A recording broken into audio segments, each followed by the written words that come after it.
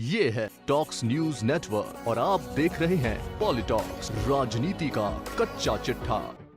प्रदेश की गहलोत सरकार ने संविदा पर काम करने वाले कर्मचारियों के लिए नियम जारी कर दिए हैं, मगर इस दौरान संविदा कर्मियों की काफी लंबे समय से लंबित पड़ी नियमित करने की मांग को मौजूदा नियमों में नहीं माना गया है। नए नियमों के अनुसार सरकार किसी भी समय संविदा पर काम कर रहे कर्मचारियों को निकाल सकेगी। इसके साथ ही नौकरी पर नहीं रखने पर 2 महीने का वेतन देगी। वहीं प्रदेश के संविदा कर्मी सरकारी कर्मचारियों की तरह नियमित नहीं होंगे। ऐसे में कार्मिक विभाग के आदेश के अनुसार गहलोत सरकार ने संविदा कर्मियों की नियमित करने की मांगे नहीं मानी है। इससे प्रदेश में काम करने वाले 80,000 से ज्यादा संविदा कर्मियों को उम्मीदों का बड़ा झटका लगा है। सूत्रों की माने तो इन नियमों के जारी होने के बाद संविदा कर्मियों का आंदोलन फिर से जोर पकड़ सकता है। बता दें, सरकार द्वारा जारी नियमों के तहत अगर कोई अधिकारी संविदा कर्मी की सेवाओं से संतुष्ट न हो या विश्वास करता है कि किसी कारण से अब उसकी सेवाएं जरूरत नहीं रही, तो अधिकारी 3 महीने का नोटिस देकर उसकी सेवाएं समाप्त कर सकता है। इसके साथ ही सरकार संविदा कर्मी को नौकरी से निकालने पर 3 महीने का वेतन देगी।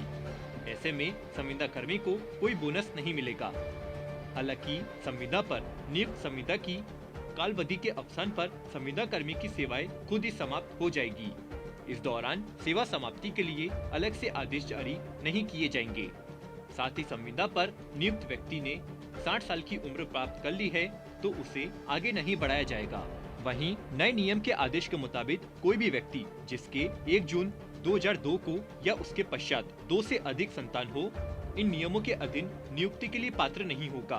फिलहाल 2 से ज्यादा संतानों वाला अभ्यर्थी तब तक नियुक्ति के लिए नहीं समझा जाएगा तब तक उसकी संतानों की उस संख्या में जो 1 जून 2002 को है बढ़ोतरी नहीं होती। ऐसे में किसी भी अभ्यर्थी की संतानों की कुल गणना करते समय ऐसी संतानों को नहीं गिना जाएगा जो पूर्व के प्रवस से पैदा हुई हो और निशक्तता से ग्रसित हो। वहीं संविदा कर्मचारियों को नियुक्ति के लिए अधिकतम 40 वर्ष की आयु होगी। वहीं अनुसूचित जाति व जनजाति सहित अन्य आरक्षण वर्ग में राहत मिलेगी। अधिकतम 5 वर्ष की राहत मिलेगी। 60 वर्ष की उम्र में रिटायरमेंट होगा। किसी भी स्थिति में इस आयु के बाद काम का अवसर नहीं मिलेगा। पहले की तरह संविदा कर्मियों को हर साल 5% वेतन वृद्धि ही मिलेगी। उम्मीद की जा रही थी कि वेतन नाम लागू करके सरकार वेतन में बढ़ोतरी करेगी, लेकिन ऐसा नहीं हुआ। सरकार ने ये भी स्पष्ट कर दिया है कि किसी भी संविदा कर्मचारी को नियमित कर्मचारी की तरह बोनस नहीं दिया जाएगा। संविदा कर्मचारी बोनस की डिमांड करते रहे हैं। संविदा कर्मचारी को साल भर में अब 12 CL मिलेगी।